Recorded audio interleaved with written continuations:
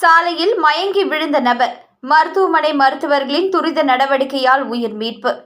Kovai racecourse சாலை வருமான வரித்துறை அலுவலகம் அருகே திடீரென மயங்கி விழுந்த 50 வயதுடைய ஒருவரின் உயிரை கேஜி மருத்துவமனை மருத்துவர்கள் மேற்கொண்ட துரிதமான மற்றும் ஒருங்கிணைந்த அவசர சிகிச்சை நடவடிக்கைகள் வெற்றிகரமாக மீட்டெடுத்தன. சம்பவம் நிகழ்ந்த பொழுது சாலையில் சென்ற பொதுமக்கள் மயக்க நிலையில் கிடந்த அந்த நபரை கவனித்து உடனடியாக தனியார் வாகனத்தின் மூலம் கேஜி மருத்துவமனைக்கு கொண்டு சென்றனர். மருத்துவமனைக்கு கொண்டு வரப்பட்ட பொழுது அவர் தீவிர அதிர்ச்சி நிலையில் இருந்ததாக மருத்துவர்கள் தெரிவித்தனர். நாடி மிகவும் மங்கலாக உணரப்பட்ட நிலையில் இதய துடிப்பு நிமிடத்திற்கு 3 முதல் 4 முறை மட்டுமே இருந்தது. ஆரம்ப பரிசோதனைகளில் உயிருக்கு ஆபத்தான வென்டிகுலர் ஃபைப்ரிலோஷன் எனப்படும் இதய கோளாறு இருப்பது உறுதி செய்யப்பட்டது.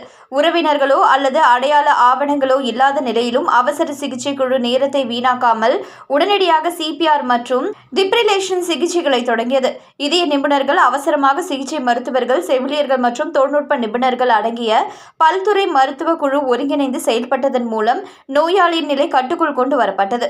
தொடர்ந்து அவர் காத் லேப்க்கு மாற்றப்பட்டார். அங்கு மேற்கொள்ளப்பட்ட பரிசோதனையில் இதயத்தின் முக்கியமான தமனிகள் லெப்ட் ஆன்டீரியர் டிசெண்டிங் தமனியில் 100% அடைப்பிருப்பது கண்டறியப்பட்டது.